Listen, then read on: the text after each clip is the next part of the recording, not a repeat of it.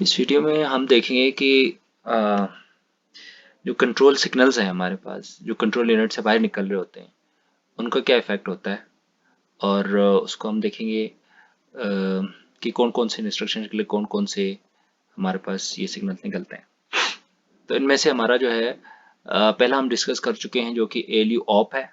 LU operation यानी दो दो बिट का वो सिग्नल होता है जो कि डिसाइड करता है कि ऑपरेशन कौन सी करनी है।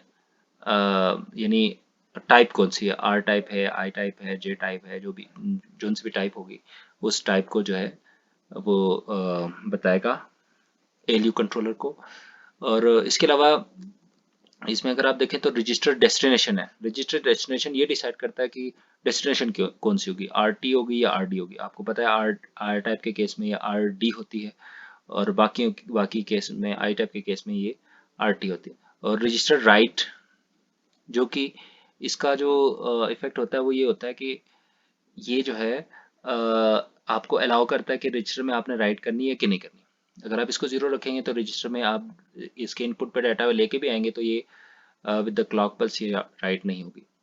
और इसी तरह हमारे पास एलयू सोर्स है जो कि डिसाइड करता है कि आपका इनपुट क्या होगा। यानी एलयू का एक इनपुट जो है वो तो फिक्स है, दैट इज आर एस, और दूसरा इनपुट जो है वो रीड डेटा बस 2 भी हो सकती है, और जो आपका ऑफसेट या इमीडिएट वैल्यू है वो भी हो सकती है। तो इसको चेंज करने के लिए एलयू सोर्स का इस्तेमाल होता है।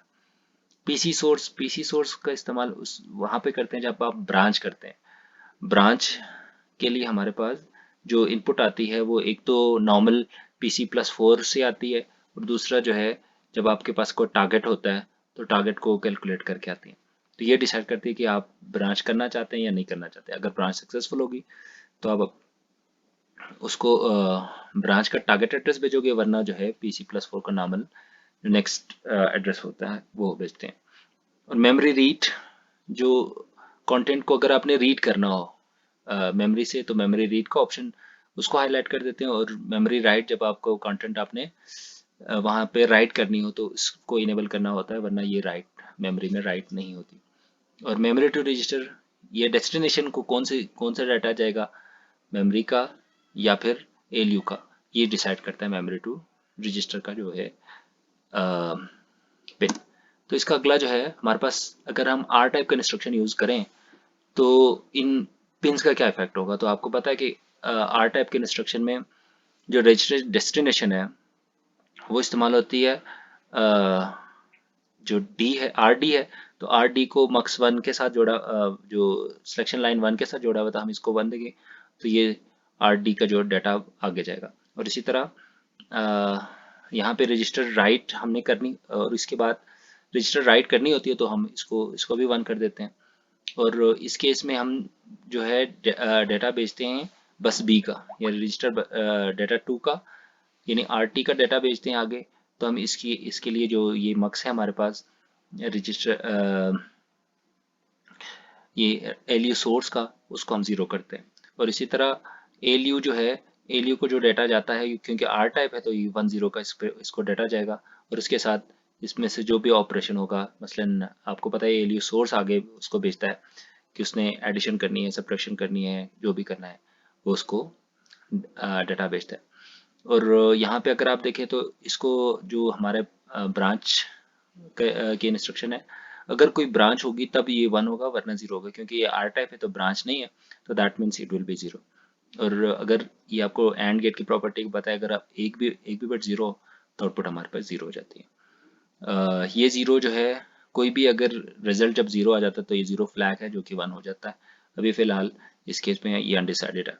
और इसी तरह मेमोरी रीड और मेमोरी राइट, मेमोरी रीड जो है यहाँ पे कोई मेमोरी इस्तेमाल भी नहीं हो रही, ना राइट के केस में ना रीड के केस में, तो ये भी नहीं होगी। और ये जो सोर्स मेमोरी जो रजिस्टर है, मेमोरी का डाटा हम भेज नहीं रहे तो हम रजिस्टर को डायरेक्ट एलयू का डाटा भेज रहे हैं तो हम इसको 0 रखेंगे क्योंकि वो 0 चैनल के साथ कनेक्टेड है। और इसी तरह लोड इंस्ट्रक्शन को अगर आप देखें तो लोड इंस्ट्रक्शन में जो दूसरे से मुख्तलिफ है वो ये कि हम आर टी को एज ए सोर्स बना रहे हैं, डेस्टिनेशन बना रहे हैं, रजिस्टर डेस्टिनेशन। और इसी तरह यहाँ से हम जो है जो इमीडिएट वैल्यू है इसको एलयू के सोर्स पे डाल रहे हैं। ALU, तो इस वजह से हम इसको 1 कर रहे हैं। और इसी तरह ALU ऑपरेशन के लिए जो सिग्नल आती है वो 0 0 की है, तो वो 0 0 जो है वो क्या करता है, आपके ALU को कहता है कि आपने सिर्फ एडिशन करनी है। क्यों एडिशन? इसलिए क्योंकि लोड ऑपरेशन में हमेशा एडिशन ही होती है। मेमोरी का काम यानी जो एक्चुअल एड्रेस है, इफेक्टिव एड्रेस है, इसको कैलकुलेट करना होता है।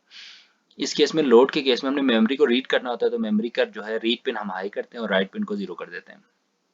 और इसी तरह क्योंकि मेमोरी से डाटा जा रहा है तो हम मेमोरी के राउट को 1 कर देंगे, तो मेमोरी से डाटा जा रहा है जो कि आपको इस मुख्तलिफ कलर के साथ नज़र आ रही है। और जो ये अनचेंज है क्योंकि प्रोग्राम काउंटर का जो है कोई टारगेट एड्रेस ऐसा नहीं है, ब्रांच भी नहीं है, तो ये 0 ही रहेगा और अनचेंज रहेगा।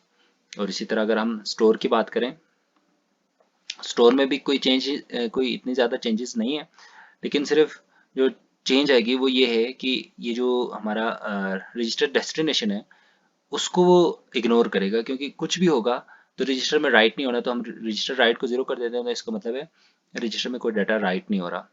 तो इसका मतलब कि ये यहाँ पे 1 आता है, 0 आता है, कोई फर्क नहीं पड़ता, that's why it is x, यानी डोंट केयर।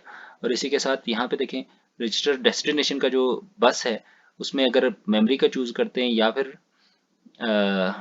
ALU का चूज़ करते हैं, उससे भी कोई फ़र्क नहीं पड़ता, that's why it's also don't care condition.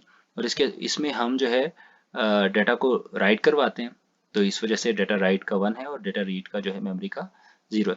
और इसी तरह यहाँ पे हमने जो ALU है उसको एडिशन का इंस्ट्रक्शन मिलेगी 0 0, तो एडिशन के लिए कोड जो होता है वो 0 0 1 0 होता है, जो कि ALU को जाएगा।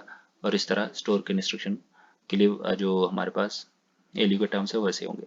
और इसी तरह अगर हम ब्रांच इंस्ट्रक्शन कंट्रोल को देखें, तो इसके लिए ब्रांच इंस्ट्रक्शन के लिए जो ज़रूरी होता है वो ये होता है कि जो PC की वैल्यू चेंज हो रही है वो क्या हो रही है।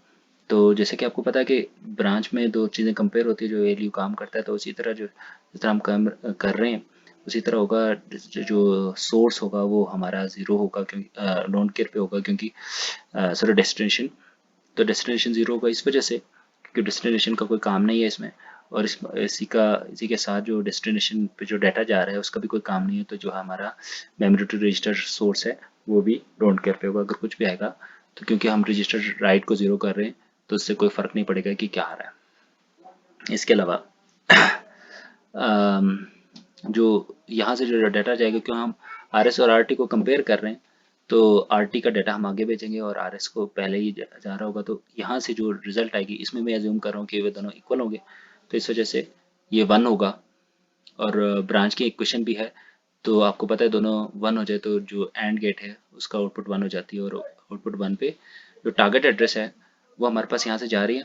टारगेट एड्रेस को 4 से मल्टीप्लाई कर रहे हैं, यानी लेफ्ट शिफ्ट 2 कर रहे हैं, तो 4 से मल्टीप्लाई हो रहा है और वो जो है प्रोग्राम काउंटर +4 के साथ ऐड होके आपके पास टारगेट एड्रेस बना रहा है, जिसको हम आगे बेच रहे हैं प्रोग्राम काउंटर को।